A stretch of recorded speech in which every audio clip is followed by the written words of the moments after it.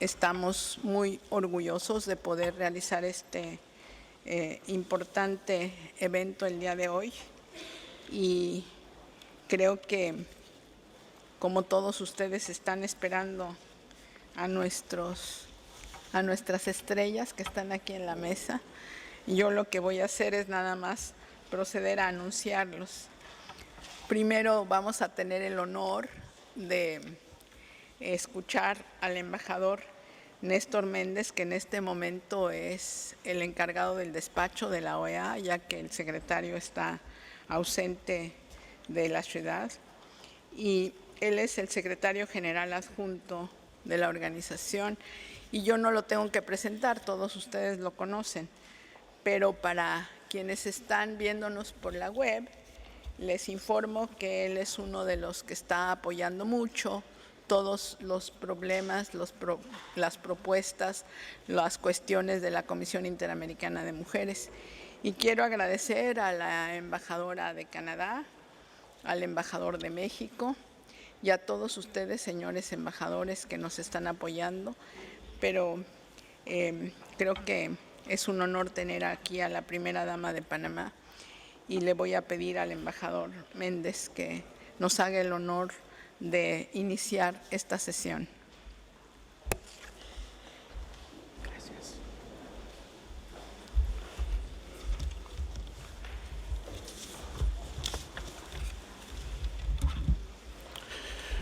Muy buenos días a todas y a todos. Good morning to everyone. Welcome to the House of the Americas.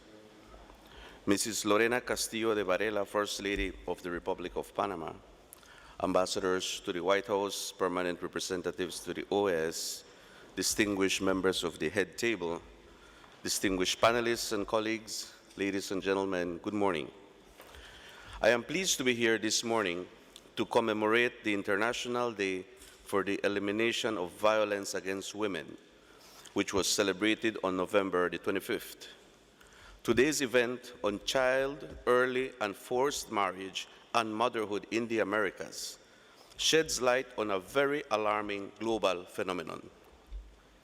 However, we tend to think of child and forced marriage as problems that plague other developing regions, especially parts of Asia and Africa.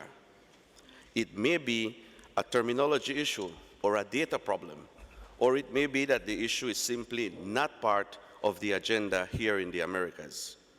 But the reality is that child marriage, that is, voluntary and forced union of girls under the age of 18, happens in our region.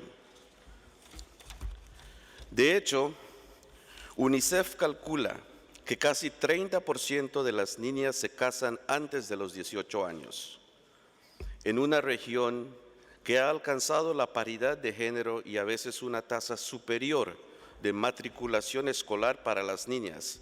Esa cifra es preocupante. Varios estudios han señalado que uno de los problemas principales en las Américas es el número de uniones informales o uniones de hecho, que son más comunes entre las niñas y las mujeres jóvenes que los matrimonios formales, aunque no siempre son clasificados como tal, con el resultado que el alcance del matrimonio infantil y forzado en esta región muy probablemente se subestima porque no está bien documentado. Cuando tomamos en cuenta que América Latina y el Caribe es la única región del mundo en desarrollo donde la tasa de embarazo infantil está en aumento y según proyecciones de UNFPA seguirá incrementando hasta el año 2030, nos da cierto contexto para entender los datos sobre el matrimonio infantil. Pero señala también un problema sumamente alarmante y todavía invisible, que es la violencia sexual contra las niñas. Los vínculos entre el embarazo infantil y el matrimonio infantil no están bien explorados, mientras en otras regiones es generalmente el matrimonio infantil y forzado que lleva al embarazo infantil y forzado, con algunas excepciones. En las Américas no se trata de una relación unidireccional. La evidencia hasta ahora muestra que más bien es al revés, que los embarazos infantiles y forzados llevan al matrimonio o a la unión forzada. El hecho que el embarazo se cita de manera tan frecuente como excepción a la edad mínima de matrimonio tiende a apoyar esta conclusión. Mientras algunos estados han fijado o incrementado la edad mínima de matrimonio hasta los 18 años para niñas y niños, la mayor parte todavía mantiene una discrepancia en la edad mínima para niñas y permite excepciones en caso de permiso parental o aprobación judicial, que en la mayoría de los casos está vinculado con el embarazo. Un informe hemisférico de la OEA sobre el embarazo infantil y la violencia sexual en los estados parte de la Convención Belém do Pará resalta la incidencia alarmante de la violencia sexual y el embarazo forzado entre las niñas, con énfasis en las niñas menores de 14 años. Hay pocos países que recopilan datos sobre esta población y el Comité de Expertas del Mecanismo de Seguimiento de la Convención ha llamado a los estados a cerrar esta brecha de información sobre la base de su posición que cualquier embarazo en una niña menor de 14 años se debe de considerar producto de violencia sexual. Ladies and gentlemen, a plethora of issues underlie the prevalence of child and forced marriage and motherhood in the Americas, including gender inequality, the concentration of women among the poorest section of the population, and the accompanying lack of education and employment opportunities, continuing disparities between boys and girls in terms of the minimum age for marriage, and gender-based and sexual violence. Given the growing concern of this issue in the Americas, the OAS is hosting today's event to bring awareness to this topic. Our position is clear. Child and forced marriage and motherhood in the Americas are a direct result of the gender-based discrimination and violence that continue to characterize our region and are a form of violence against girls. Organizations such as Girls Not Brides and Promundo from Brazil, who are both here today, have conducted extensive research on this topic in the Americas. Much of the research points to an urgent need for a coordinated and comprehensive response to the issue of child and forced marriage and motherhood in the Americas. The issue may be manifested differently here in the Americas than in other regions, but it is clear that it is a problem here in this region and one that we have yet to address in an effective manner. At this point, I wish to briefly outline a few crucial ways forward for our region. En términos de fortalecer nuestra comprensión del tema, primero, tenemos que asegurar que los datos sobre el matrimonio infantil y temprano incluyen las uniones informales o de hecho, que en las Américas son más prevalentes que los matrimonios formales. Segundo, debemos explorar las circunstancias en torno al matrimonio infantil y forzado y en particular la prevalencia del embarazo infantil y forzado como causa subyacente. Tercero, debemos documentar los impactos del matrimonio infantil temprano y forzado, incluyendo sobre la salud sexual y reproductiva, el acceso a las oportunidades de educación y trabajo, las redes y la movilidad social. In terms of strengthening the legal and policy framework on girls' rights, we should ensure that the legal minimum age for marriage is the same for girls and boys, 18 years, and eliminate or limit the grounds for exceptions, particularly in the case of pregnancy, and ensure adequate legislation with regard to sexual reproductive rights. And in terms of prevention, given what we know are the underlying causes of this problem, it goes without saying that we must target the social, gender, and economic inequalities that are the root causes of child and forced marriage and motherhood by prioritizing the access of all girls to education and employment opportunities that bolster their autonomy and their sense of self to the extent that child marriage and motherhood no longer seem like the least worst option. I welcome the significant number of partners that have joined us for this discussion: the governments of Canada, the United States, Mexico, and Panama, Girls Not Brides, UNICEF, Plan International, Together for Girls, the University of the West Indies, Womantra, the Tahiri Justice Center, the Girl Scouts, Promundo, the World Bank, the Continental Network of Indigenous Women of the Americas, Planned Parenthood Federation of America, and the Inter-American Development Bank, and the Deputy Ombudsperson for Human Rights of Guatemala. I am thrilled that the OAS, through the Inter-American Commission of Women, has taken the lead in terms of starting this discussion. It is important that we take a coordinated and collaborative approach to tackling this problem. The United Nations Sustainable Development Goal includes a target to end child early and forced marriage. For that reason, the OAS remains resolute in its commitment to serve as a platform to bring together all stakeholders working on this topic. I hope that our member states will engage in today's discussion and its follow-up in terms of identifying specific data, legislative, policy, and other actions that will contribute to an effective response to child and forced marriage and motherhood in the Americas, one that places the rights of girls and young women at its core. Thank you very much.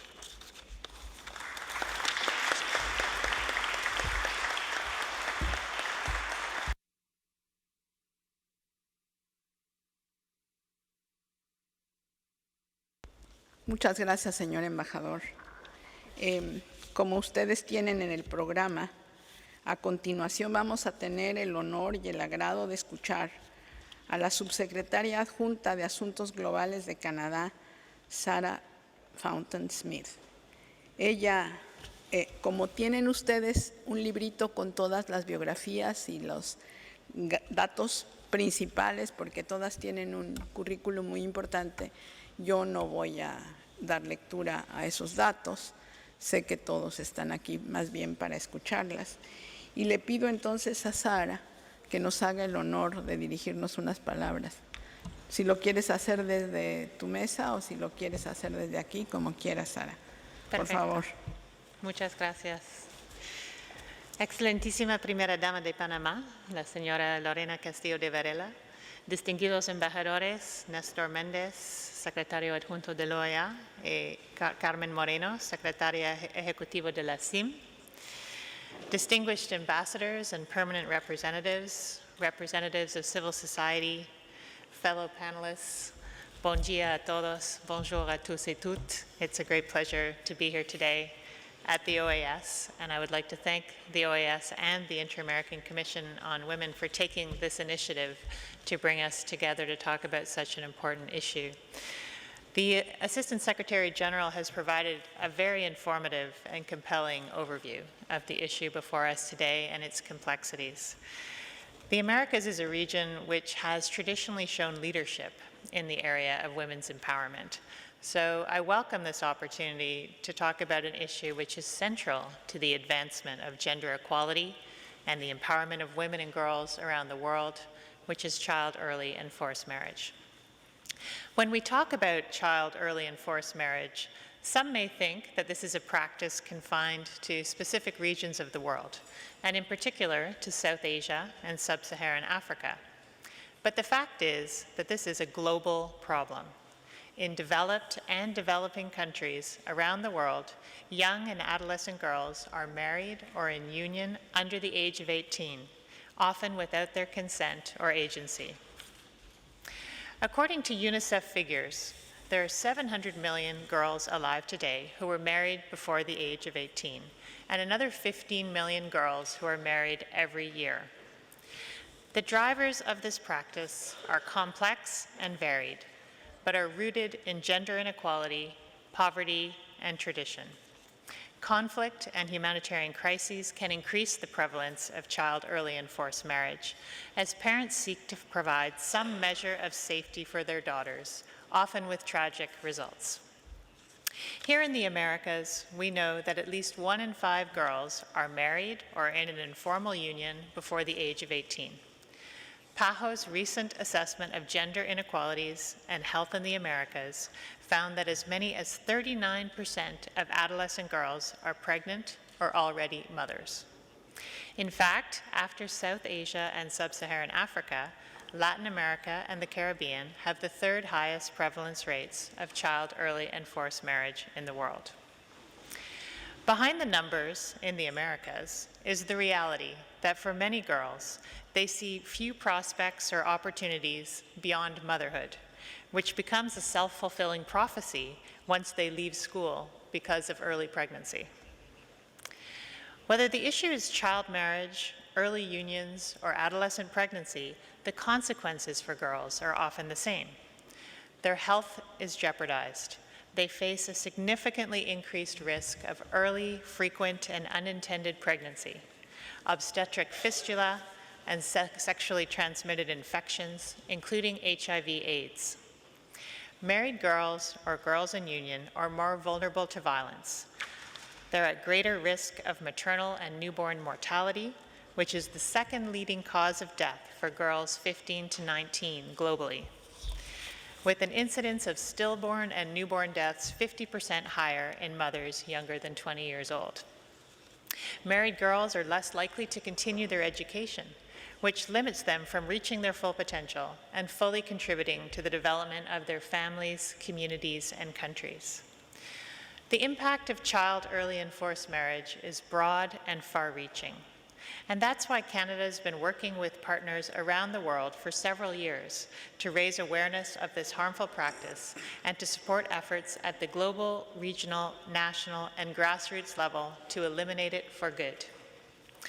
In 2014, Canada co-led with Zambia the first substantive resolution on ending child early and forced marriage at the United Nations General Assembly. That resolution, which was adopted by consensus with 116 co-sponsors, demonstrated how child early and forced marriage had impeded the achievement of 6 of the 8 Millennium Development Goals. And it called for the establishment of a target on ending child early and forced marriage in the Sustainable Development Goals.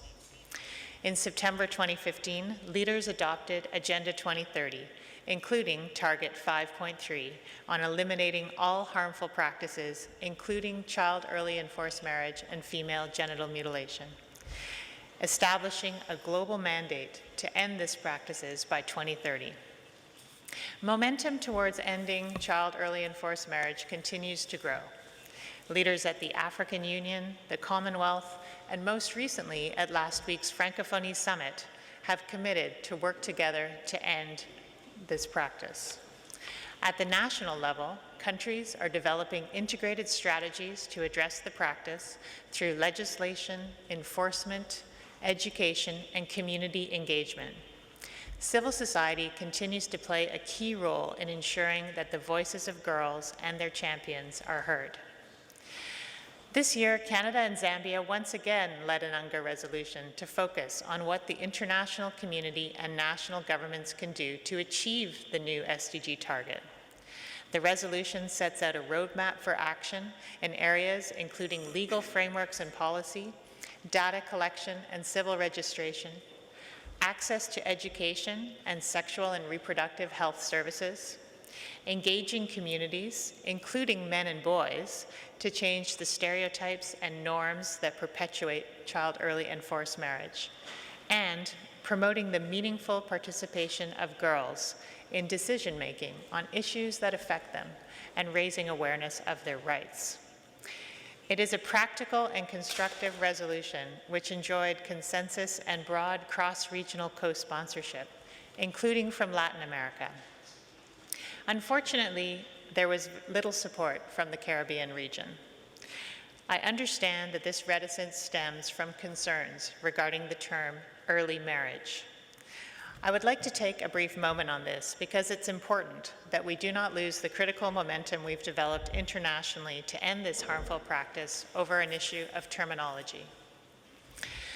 The term child early and forced marriage has been discussed extensively with high prevalence in other countries around the world and international experts at organizations including UNICEF, the UN Population Fund, and Girls Not Brides.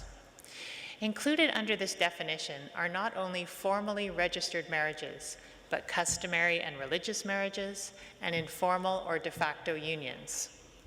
The term early marriage is useful in situations where the custom is that once somebody is married, even if they're under the age of 18, they are no longer a child, and therefore the term child marriage may not be recognized in that context. It's also important to use the term forced to capture that in some situations, girls are married without their consent or agency. But the real issue is ending the marriage and early motherhood of children and adolescent girls whose health, rights, education, and futures are severely compromised or denied by this practice. I think that this is something on which we can all agree, and I hope that we will see the support of all countries of the Americas for future international efforts in support of ending child early and forced marriage.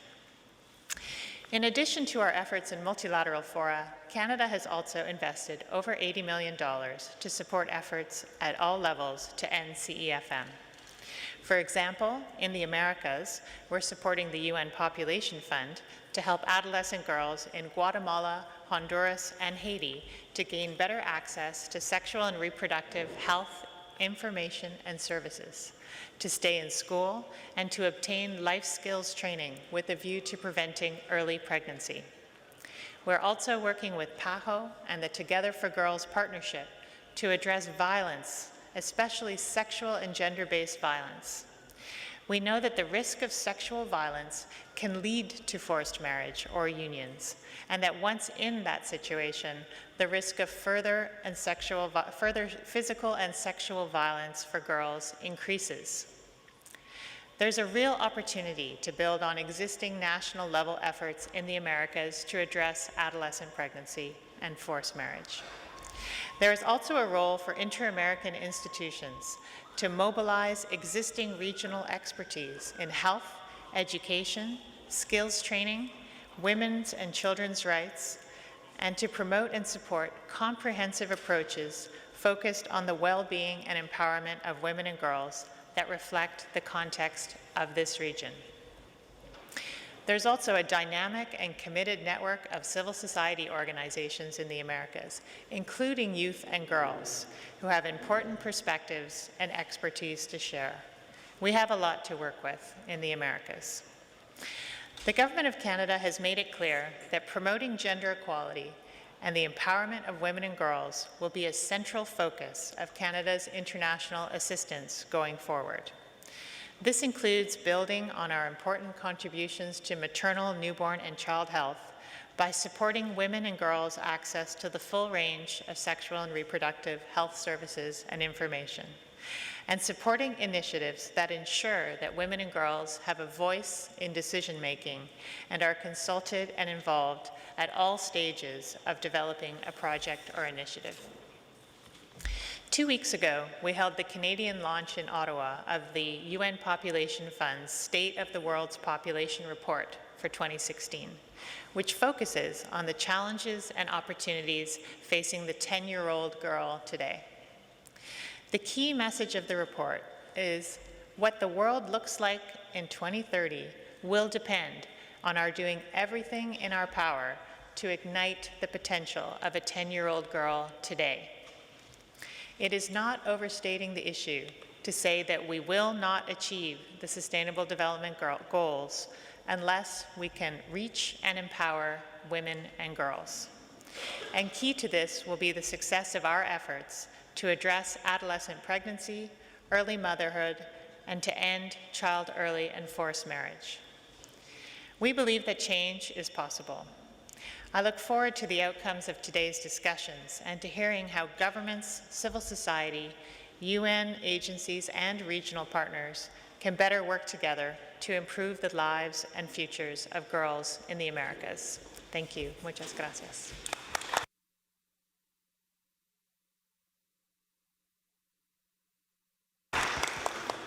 Muchas gracias a la subsecretaria de Asuntos Globales de Canadá.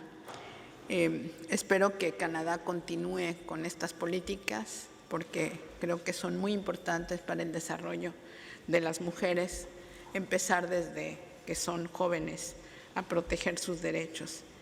Y ahora voy a darle la palabra a la coordinadora principal para la igualdad de género y el empoderamiento de las mujeres de USAID, Susan Markham.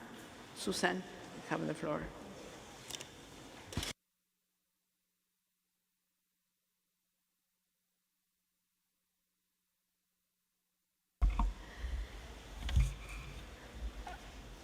I think I have a PowerPoint if it's going to come up. If not, I cannot use it and just sit back down. Anyone in the back? Yes? No? Okay. There we go. Thank you so much. And I would like to also thank the OAS for having me here today. I am honored to be part of this esteemed panel, and while the scope of the issue has been well described by my fellow panelists, I would like to share with you a snapshot of USAID's work on child, early, and forced marriage. No. Does anyone have the clicker? Okay, great. At USAID, our mission is to end extreme poverty and promote resilient democratic societies while advancing the security and prosperity of all. This administration has focused on gender equality and women's empowerment as part of that work. At USAID, we understand that women and girls are at the core of our development efforts. By tapping into their potential and their promise, we can achieve our goal of ending extreme poverty. So under this administration, USAID updated our gender equality and female empowerment policy. And part of this policy has three main goals. The first is to reduce gender disparities. We want to make sure that men and women and boys and girls have equal access to opportunities and to resources in their community, such as education or bank credit, or even what USAID provides. The second goal of the policy is to reduce gender-based violence, which has been referred to today. We know that gender-based violence exists in every country where we live and work, and we want to make sure that we are working to prevent it and respond to the needs of survivors of gender-based violence. The third goal of the policy is to increase the capability of women and girls to realize their rights and determine their life outcomes. This was referenced earlier with regards to adolescent girls. We don't just want to provide them opportunities, we want to empower them to walk through the doors that we are opening. So we recognize that ending gender-based violence, including child, early, and forced marriage, is key to these efforts. Marriage before the age of 18, which affects 1 in 3 girls per year in the developing world, undermines the sustainable development by impeding education and increasing infant and maternal mortality. Thus, we invest in both the prevention and response to child marriage. In 2012, USAID paved the way for the US government efforts to end child marriage by publishing the first child marriage-specific policy document of any US government agency. It's called Ending Child Marriage and Meeting the Needs of Married Children, the USAID Vision for Action in 2012. The vision provides a strategy that defends children's rights and supports them with access to resource and opportunities for sustainable development. The strategy includes support not only for children who are at risk of child, early, and forced marriage, but also for girls and boys who are already married and lack access to key resources. As adolescence is a critical time to lay the foundation for healthy transitions into adulthood, USAID's vision, as well as the new US strategy to empower adolescent girls globally, address child, early, and forced marriage with a whole-of-girl approach. We know that child marriage is a cross-cutting issue that cannot be solved by efforts within any one sector. So we tailor prevention and response efforts to be integrated across various sectors through coordinated programs such as health, governance, and education, we leverage ongoing and planned activities to address the diverse root causes of child marriage and enhance our development impact. Together, this comprehensive strategy has the best likelihood of preventing child early and forced marriage, mitigating its effects, and meeting the needs of married adolescents in a long-lasting way. In our programs, we look to align with efforts that reach adolescents with reproductive health information and services to prevent unintended pregnancy, which can lead to early or is the result of early and forced marriage. And it is often a barrier to girls' education. We focus on programs that reach girls, communities, and religious leaders in the education, health, economic, growth, democracy, and governance sectors. The fact is that almost all of these sectors cover issues that are drivers and root causes of child early and forced marriage in many places where the practice is prevalent. Addressing child marriage from a variety of angles allows for ultimately more successful and sustainable interventions that change long-standing cultural norms and empower adolescent girls to make decisions for their own life. A great example of this USAID work is in Peru with the Women and Girls Lead Global. Women and Girls Lead Global combines the power of documentary film, national television broadcasts, local and new media, and engagement activities to impact audiences and support existing efforts by civil society organizations and other actors to empower women and girls. In Peru, Women and Girls Lead Global is bringing new grassroots and media assets to an existing advocacy coalition that is working to reduce teen pregnancy. With more than 3.5 million viewers of the film, The Time Is Now, the campaign is working to drive community action and improve adolescent sexual and reproductive health care, reduce teen pregnancy, and improve girls' education outcomes. As a result, there has been a 28% increase in awareness about the impact of early pregnancy on education and a 25% increase in teens accessing health clinics for more information. So while standalone interventions can be effective, we have many programs that are reaching girls and, just as importantly, communities and other leaders in the education, health, and other sectors. But we need to have key considerations to make these programs effective. The first is collaboration. We can't do it alone, and as our budgets stay the same or even shrink, we need to work with local organizations and both political and religious leaders to make these programs effective. Secondly, we need to work in emerging fields, the use of information and technology and social media to reach those we might not have otherwise reached, looking at mental health issues and expanding our work into trafficking or other issues surrounding child marriage, which might not be at the core but is surrounding it. Third, we need to engage communities for a wider discussion about why girls and boys are married and how we can make married girls have access to the opportunities that we provide otherwise.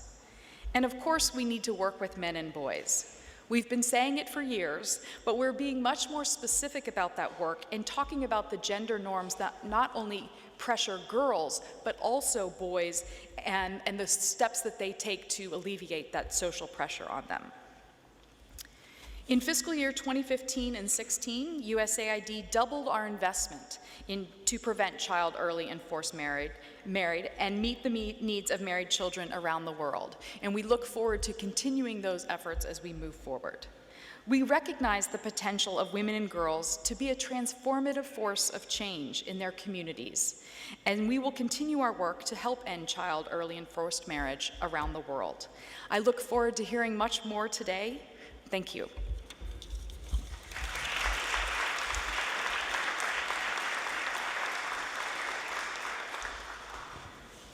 Muchas gracias, Susan.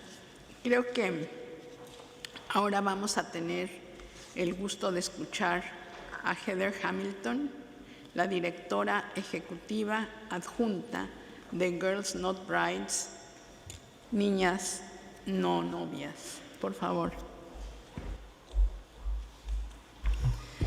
Thank you. It's an honor to be here with you today, and I do have a PowerPoint, but I'm just going to launch in right now while that comes up. It's very exciting to see this conversation happening. I know that there's been a lot of work of a lot of people put into making this happen, and I want to congratulate you. This is a great day. So for the purposes of this conversation, is there a clicker? Is it?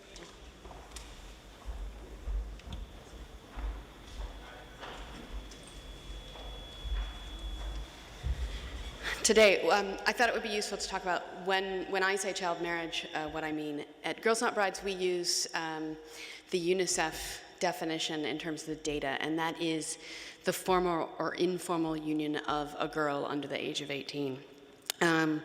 We focus on girls because while boys are married young, it's at much, much radically lower rates, and it doesn't have the same devastating impact on their lives that it does for a girl.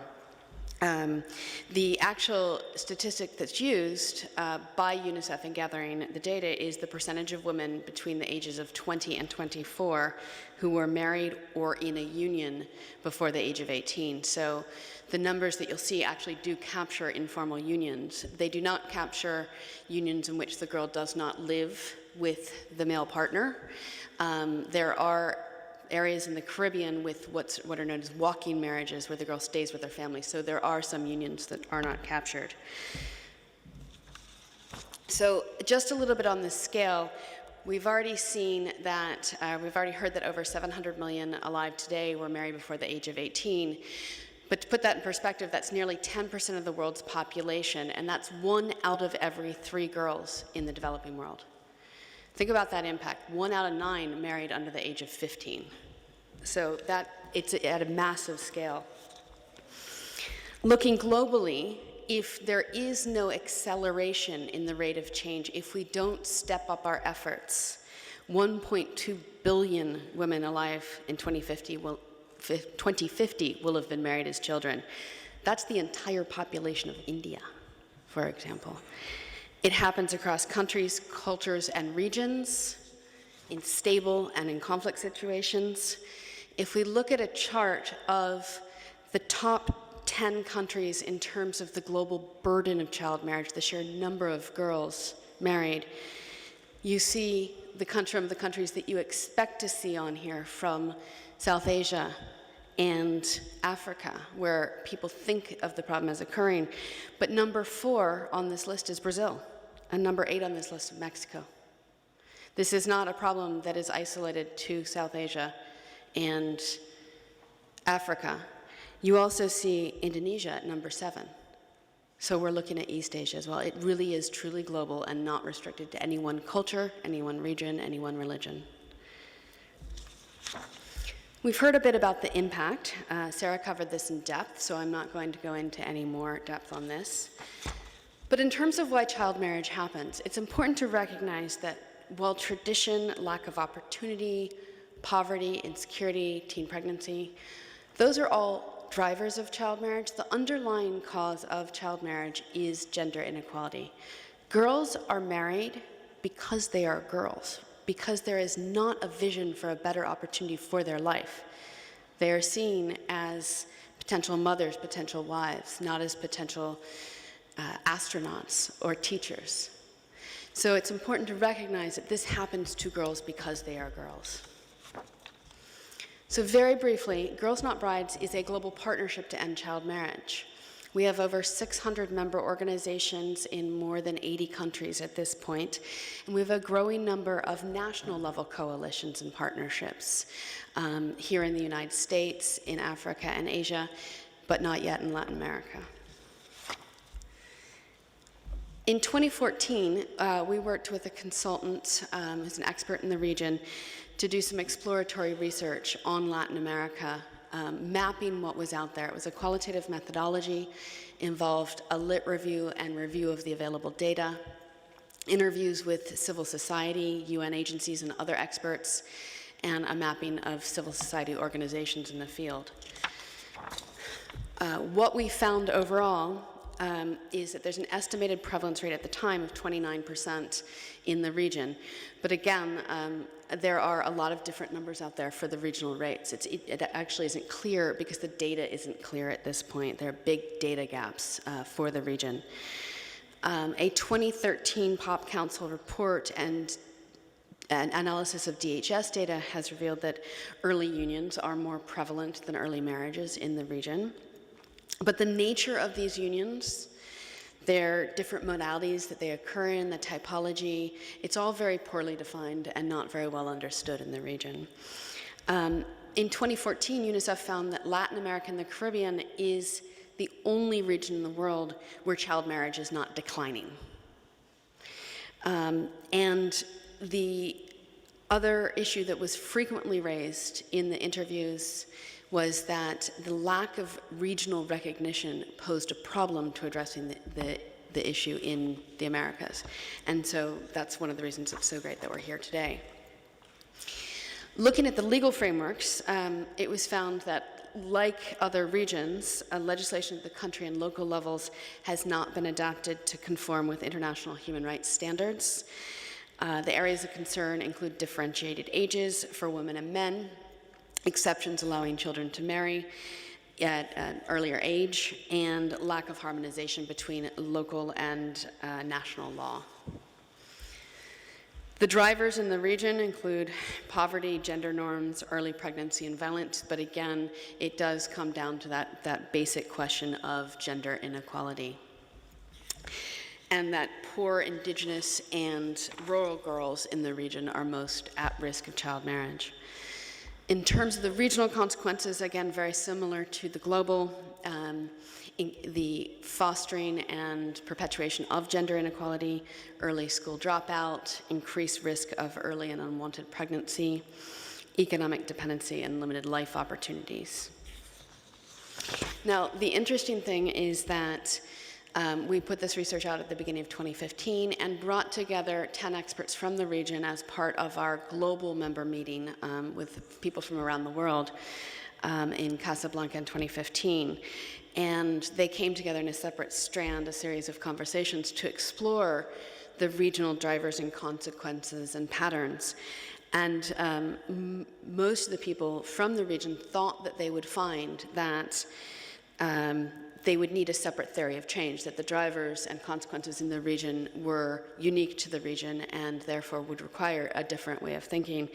But after digging in for 3 days or so and having these conversations with each other and also with other advocates from around the world, they realized that it's actually quite similar. There are some regional differentiations, but the overall theory of change, the overall approaches are actually, to addressing it, are actually quite similar for the Latin American region, and that the global theory of change developed by Girls Not Brides would be a good starting point for conversations. So I just want to take a minute to walk through this a little bit. This is on our website. I did not manage to bring copies because I was coming not directly from London. So unfortunately, I don't have copies for you. But you can access this on our site. Essentially, this lays out, this theory of change was developed by 150 members, external experts, and it lays out a theory of change for the field itself, to answer the question of what needs to happen to end child marriage. And importantly, right up at the top, you probably can't see this, the vision is laid out as not just, okay, a girl is no longer 17, she turns 18, it's okay that she gets married, but the real vision is gender equality. It is women and girls having the same opportunities and rights as men and boys. And so that's where we hope to get through these interventions. So some of the guiding principles that I think are relevant as well to work in the region is this conscious decision to focus specifically on girls because they are disproportionately affected and that the consequences for girls are so much worse than for boys. Secondly, as Susan mentioned, that there's no single strategy to end child marriage. We need holistic, multi-sectoral efforts at all levels. That we can't there's no magic bullet, no one intervention. The third thing is that change happens locally, but it requires support from the national, regional, and international levels. That support is critical for localities to be able to change. The fourth is that it's important to not just talk about prevention, but to talk about meeting the needs of married girls as well. If we are going to stop cycles of child marriage, we need to address the lives of the girls who are married and whose rights have already been violated. And it also includes the formal and informal unions, as I mentioned before. And finally, this question of it's not just about a girl choosing if, when, and whom to marry, but this broad vision of a girl who is empowered and has alternative life choices. So what will it take? So we recognize that it requires an overarching strategy, and this is where Girls Not Brides and where the work of organizations like the OAS come in, that we need to promote long-term sustainable efforts. So this can't be, 1 year, 2 years, that it takes time to reach a 10-year-old girl and get her to 18, not married. This isn't something that happens in a one-year program. We need the action at all levels, that ultimately change happens in communities, but it has to be supported at all levels. We need coordination and across sectors, we need coordination across the different levels, and we need to learn from each other across countries. The approach has to be integrated and comprehensive. It can't just look at one small intervention. Small programs can play a part of a larger approach, but as a whole, it needs to be integrated. And we need adequate resources. This is going to cost money. It's a big issue, 1 out of 3 girls. And it's going to take time, and it's going to cost money. And we need to learn and share what's working. So the 4 basic strategies for reaching girls themselves and for changing their lives are establishing and implementing laws and policies. Most people go here first. They say, okay, so what are we going to do about child marriage? We're going to change the law. That's important. We need laws and policies. We need enforcement of those laws and policies, but it's not enough. India has outlawed child marriage since 1929 under the age of 18, and they have a 50% prevalence rate. Laws and policies are not enough. We need services. So we need girls to have access to sexual and reproductive health. We need girls to have access to education. We need economic alternatives. So governments have a role to play in providing these services. But then coming down to the community level, we need the norms change. We need communities, parents, families, teachers, men and boys, traditional and religious leaders. We need everyone working to change not only the perception of marriage as the best outcome for a girl, but also what is the vision for what a girl can be? Can she be more than just seen as just a mother or just a wife? Can she also be other things? And the interesting thing is that the 4th strategy is empowering girls. And there is emerging evidence from a number of evaluated studies that you can do all of the other things. You can have all of that in place, and if you do not actually empower the adolescent girl, you're not going to succeed. That at the heart of all of this is the need to empower the girl to be able to recognize and make her own choices. So from our report, there were a few things laid out about what's needed in the Latin American region.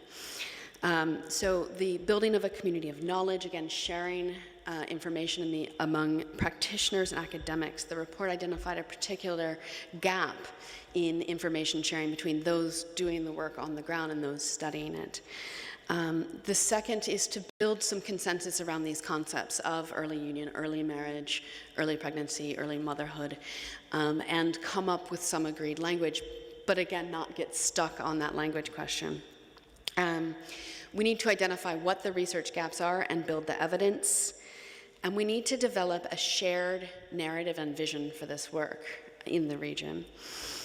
From that, deriving country-specific strategies and a regional approach, messages, advocacy strategy, etc. And we need support. We need financial resources, information, learning to accelerate the local and regional efforts. So I think that a lot of that is actually on the agenda for today, and I think we're going to kick off some great conversations, and I look forward to hearing from everyone here. Thank you.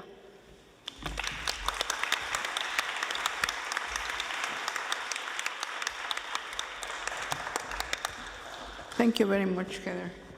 Como ustedes han escuchado, este es un problema multidimensional como otros del desarrollo Y creo que lo que acabamos de escuchar, esta convocatoria a hacer una estrategia conjunta, nos presenta una gran oportunidad de colaboración que esperamos nos lleve a unos buenos resultados.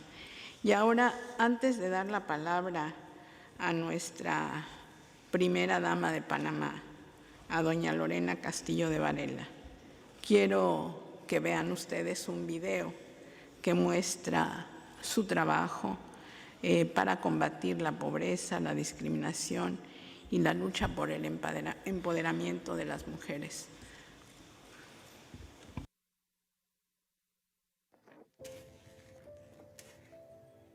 Tenemos democracia, vamos a ponerla al servicio de los más necesitados, de esos lugares de donde no había llegado nada ni nadie. Exíjanme el 100%, yo les voy a dar mi 1000%. Qué bueno Es la primera vez en la historia. ¿De verdad? Primera vez. El pueblo realmente agradecido.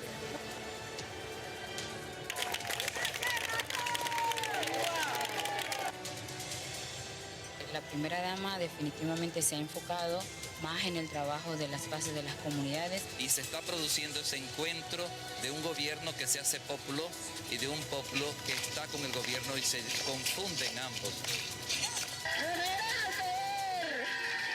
Vamos a estudiar, vamos a entrenarnos, vamos a aprender. Y viajamos a la India, y son 6 meses, duramos allá. Y nosotros ganamos mucha experiencia. Nosotros somos 4 ingenieras, donde aprendimos diferentes paneles y diferentes lámparas, sarquíes, apoyando a las organizaciones. Esto es para ustedes. Les animo a ir unidos, de palabras a acción. Porque este es un asunto de derechos humanos. Es algo que jamás pensé que tener la primera dama y lavando conmigo. ¿Por qué? Porque ustedes me han escogido para trabajar para ustedes. Yo soy su servidora. Yo estoy aquí para trabajar para ustedes, para el pueblo. Aquí estoy. Y nada ni nadie nos va a detener. El pueblo primero. El mensaje más importante que les quiero dar a todos esos jóvenes y todas esas personas que están aquí es que soñemos en grande. Es que no hay sueño más grande que no se pueda hacer realidad con mucho esfuerzo, mucho trabajo. Como líderes, tenemos una gran responsabilidad ante el mundo.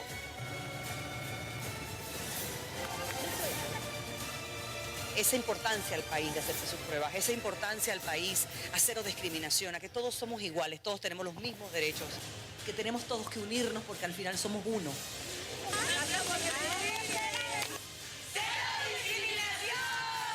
A este equipo nada lo detiene.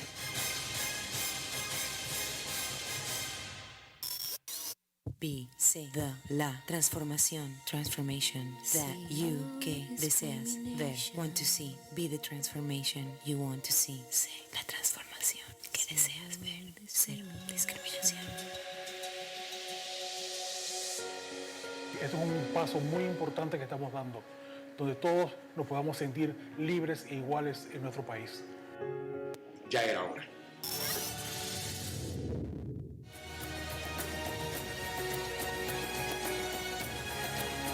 Muy importante lo que vamos a presentar, muchas cifras bastante alarmantes en algunos de nuestros países, pero lo más importante es ese esfuerzo grande que estamos haciendo en todo el mundo para la erradicación y, por supuesto, lo más importante, para que no nazcan más bebés con VIH y para que todas nuestras mujeres, todos nuestros hombres sean tratados con dignidad, con respeto. Estoy muy agradecida con ella, creo que está haciendo un trabajo muy importante, no solo ha tocado un tema relevante como es el SIDA, sino que lo está haciendo para toda América Latina, está haciendo una contribución más allá de Panamá. La primera palabra es inspiración, totalmente poderosa, inspiradora. Financing the end of AIDS. Y alguien que de verdad quiere hacer algo que realmente cambie la situación de las personas. Gracias. Increíble, increíble. El trabajo que está haciendo la primera dama es un trabajo hermoso, es un trabajo que es digno de ejemplo para seguir en toda la región, en toda Latinoamérica. supuesto, lo más importante, que todas nuestras mujeres y todos nuestros hombres sean tratados con dignidad, con respeto, lo más importante del mundo, la equidad mundial de todos los seres humanos. Mujeres al poder.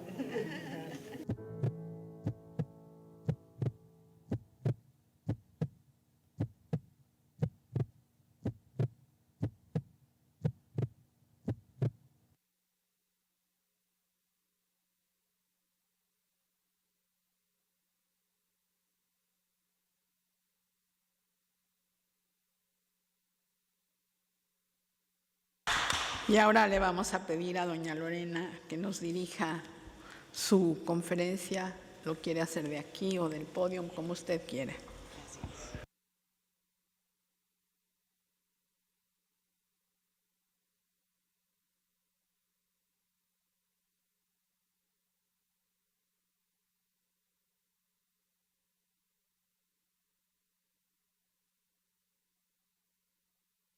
Muy buenos días a todos. Mujeres al poder, mujeres al poder. Un aplauso para todas nuestras mujeres latinas, con el permiso de los caballeros.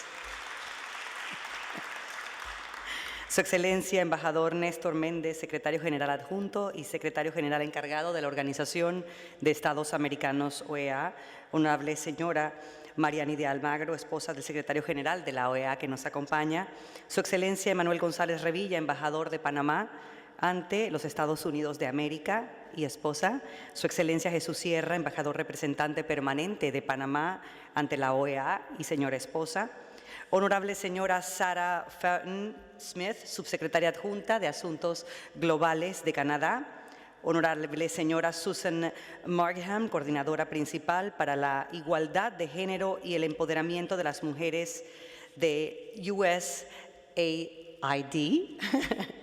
Honorable señora Heather Hamilton, Directora Ejecutiva Adjunta de Girls Not Brides.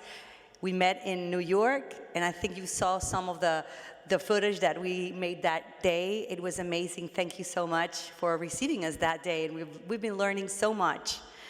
Honorable señora Carmen Moreno, Secretaria Ejecutiva de la Comisión Interamericana de Mujeres, muchas gracias por su invitación. Excelencias, embajadores, representantes permanentes, interinos, observadores y distinguidos invitados, antes que nada quisiera extender nuestras condolencias por el fallecimiento del representante permanente de Venezuela ante la OEA, el embajador Bernardo Álvarez. También queremos hacer el agradecimiento a la Comisión Interamericana de la Mujer, CIM, por esta fabulosa oportunidad que nos brindan, no solamente a mi persona, sino a Panamá. Buenos días a todos. Bien, agradezco la invitación hecha a mi persona por esta organización a través de su secretario general, el señor Luis Almagro, en el marco de la celebración del Día Internacional para la Eliminación de la Violencia contra la Mujer. El matrimonio y la maternidad infantil temprana y forzada son un desafío real para las Américas, que solo podemos contrarrestar con la promulgación de políticas y normas que garanticen realmente la igualdad de las niñas y la aplicación coherente de las leyes de nuestros países. Como bien hablaba Heather hace un momento, no nos sirve de nada tener leyes si no las implementamos, no nos sirve de nada tener leyes si no hacemos que se cumplan. En el 2015, Panamá, con mucho orgullo, aprobó la Ley 30 que modifica y deroga disposiciones del Código de la Familia, con el cual se prohíbe a los menores de 18 años contraer matrimonio.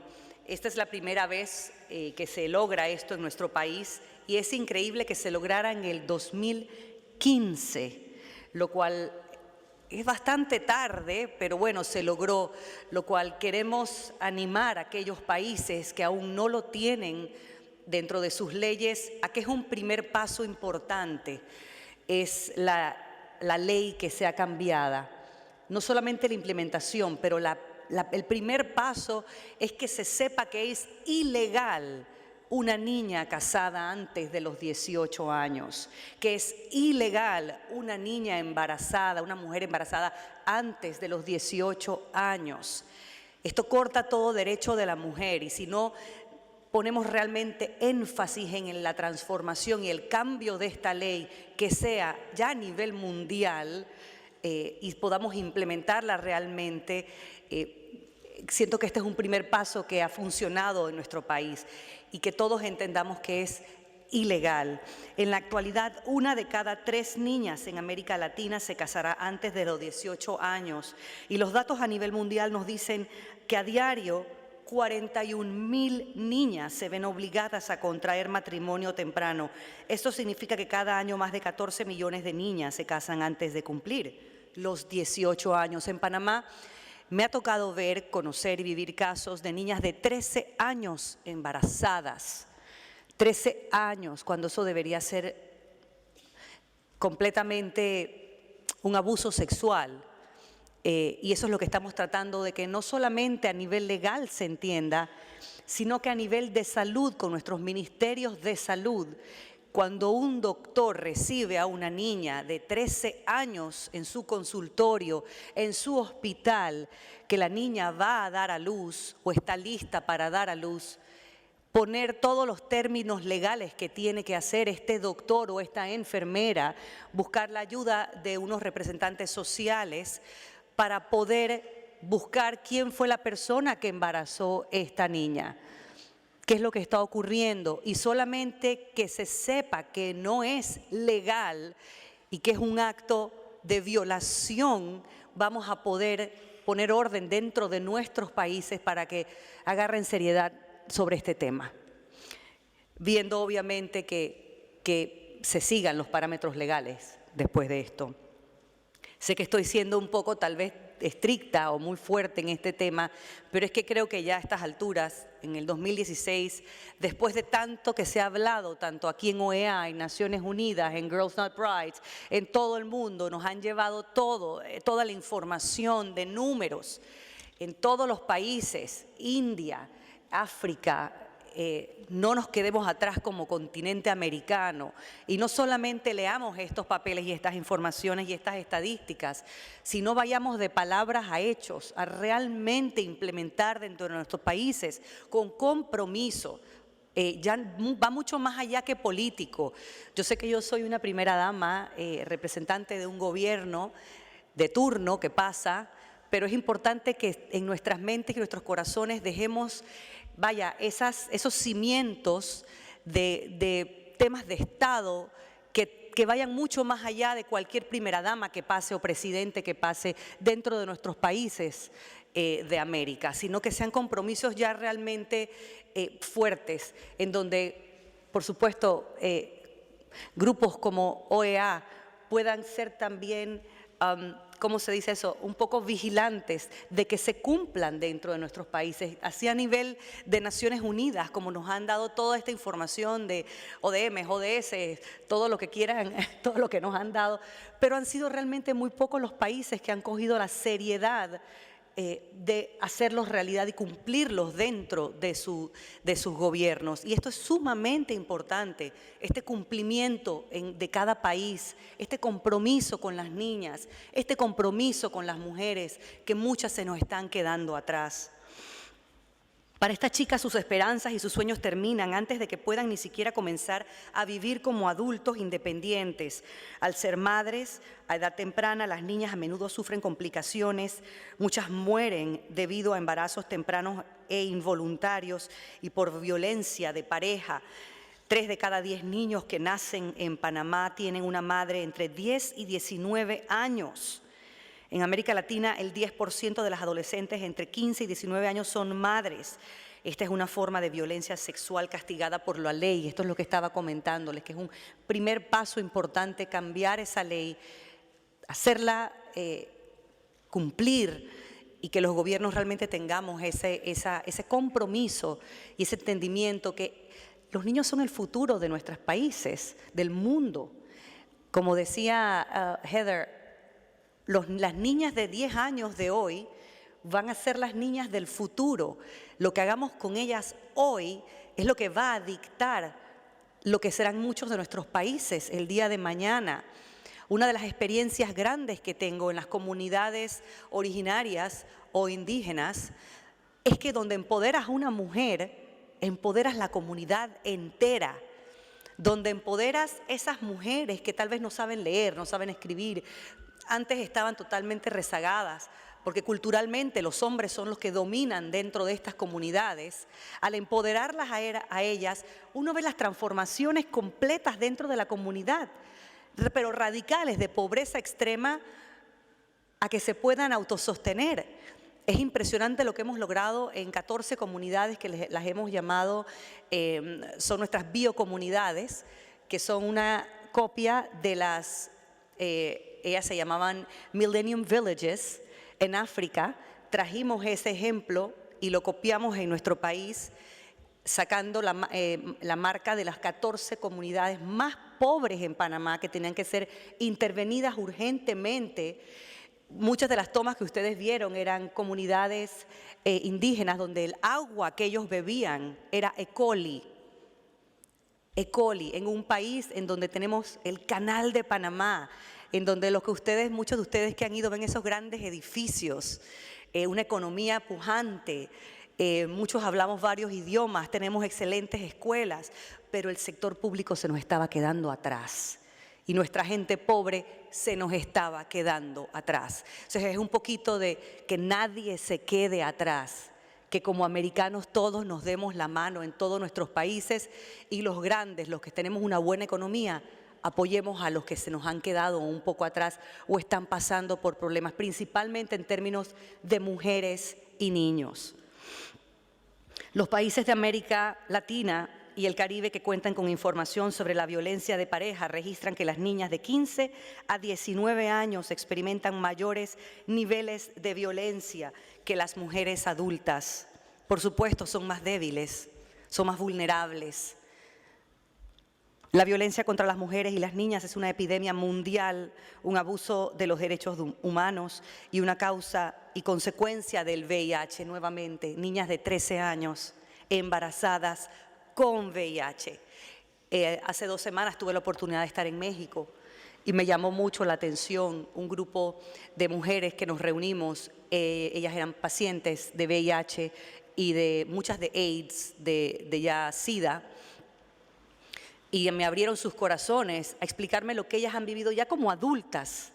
Imagínense, ya como adultas, viviendo la discriminación en sus casas como mujeres. Ahora imagínense las niñas de muchos de nuestros países lo que sufren y lo que viven. Unas mujeres hechas y derechas con hijos, en un país tan grande como México, tan avanzado, mujeres en donde sus 4 hijos la metieron en un psiquiátrico cuando se enteró que tenía VIH. Sus 4 hijos la abandonaron en un psiquiátrico 1 año. Ella hoy vive sola y su familia son sus compañeras de grupo. Y eso era lo que le decíamos, familia no solamente sangre, familia es quien te quiere, the one who loves you, the one who takes care of you, the one who's there for you in good times and bad times. Y estas mujeres, muchas contrajeron estas enfermedades por promiscuidad de sus parejas. Eran mujeres de su casa, porque generalmente se tiende a pensar, tiene VIH, era una mujer de la calle, una mujer alegre, una mujer... No, señores, estas eran señoras de su casa, señoras dedicadas a sus esposos, señoras que lavaban y planchaban y esperaban a sus esposos con la comida caliente, y resulta que les transfieren el VIH a ellas, sus esposos fallecen muchos sin ni siquiera saber que se lo traspasó a su mujer, y ahora ellas sufren la discriminación solas, sin trabajo, sus propios hijos la rechazan, su propia familia la rechaza. Así que volvemos al tema de cero discriminación nuevamente, desde chiquitas, esa fuerza de las mujeres y de no juzgar porque no sabemos la otra persona qué es lo que ha vivido cuando decimos VIH. Puede ser producto de una violación, en el caso de temas de niñas de 13 años embarazadas con VIH. No juzguemos, nosotros los seres humanos somos muy rápidos para juzgar, pero seamos un poco más empáticos y pongámonos en el lugar de estas personas cuando hablamos acerca de hermanos y hermanas con esta enfermedad. Todas estas cifras nos presentan la relación directa que existe entre las enfermedades, la igualdad de género, la pobreza, la falta de derechos, la discriminación y el pobre acceso a servicios esenciales como salud. Si realmente queremos alcanzar el quinto objetivo del desarrollo sostenible, necesitamos políticas y leyes que aseguren la igualdad para nuestras niñas y consistente la implementación de las mismas. Necesitamos eliminar el matrimonio infantil temprano y asegurarnos que todas las niñas estén empoderadas. También conversábamos sobre este tema y sé que lo vamos a hablar mucho hoy. El secreto está en empoderarlas. El empoderamiento en las mujeres es básico, que sueñen en grande, que nadie les diga, tú tienes que ser mamá solamente y irte a tener hijos. No, ¿qué quieres ser? ¿Quieres ser periodista? ¿Por qué no? ¿Quieres ser presidenta? Claro que puedes ser presidenta. Que sueñen en grande y seamos nosotros todos como una comunidad latina ese viento detrás de esas alas para poder que ellas logren todo lo que quieren ser. El año pasado tuvimos un ejemplo muy grande de una mujer indígena de la comarca Gunayala, médica, graduada de medicina con honores y el primer puesto de medicina en nuestro país.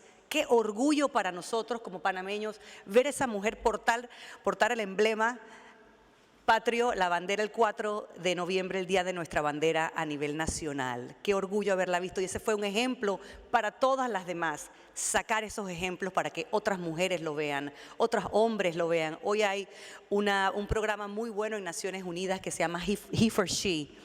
He for She es los hombres empoderando a las mujeres también. Los hombres dándonos el puesto que nos merecemos. Ojo, somos muy diferentes, pero tenemos los mismos derechos. Somos muy diferentes. Y no es que vamos a quitarle su puesto y ahora ser nosotros los hombres. No, qué lindo y qué rico es ser mujer, es fabuloso. Levanten la mano a esas mujeres orgullosas de ser mujeres. Gracias. Y esos hombres orgullosos de sus mujeres. A verlos. Gracias, gracias, bendición. Eso es importante, para que nos empoderemos los unos a los otros, porque al final somos un equipo. Siempre nos dicen, pero ¿ella es la que pone las reglas en el matrimonio o es él? No, se trata de un partnership, de que seamos cómplices, pareja, amigos, no solamente el esposo y la esposa.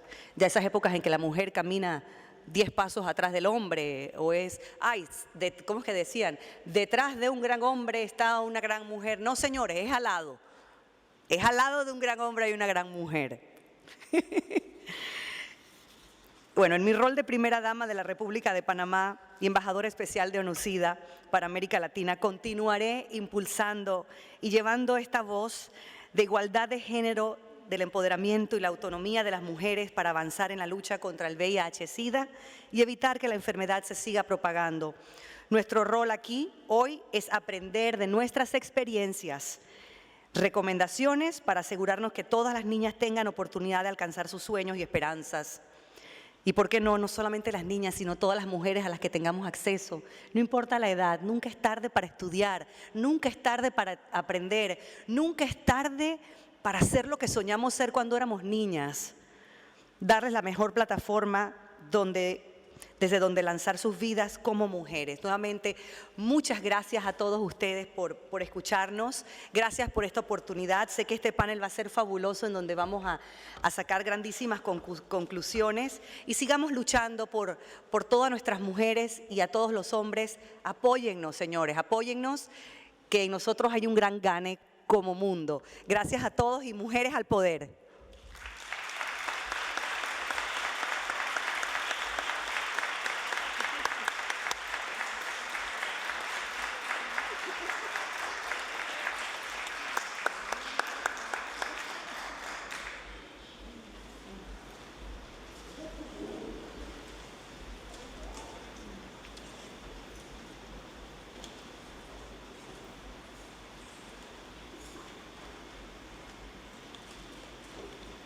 Muchas gracias a todos. Lorena, ha sido realmente muy estimulante las palabras que acaba de pronunciar y creo que el reto que tenemos todos es importante, sobre todo en estos momentos de incertidumbre y de que no sabemos cómo va a venir toda la política. Y quiero pedirles que no se muevan, nosotros nos vamos a bajar para que suba el otro panel y les damos mucho las gracias por estar aquí y un aplauso para las participantes, por favor.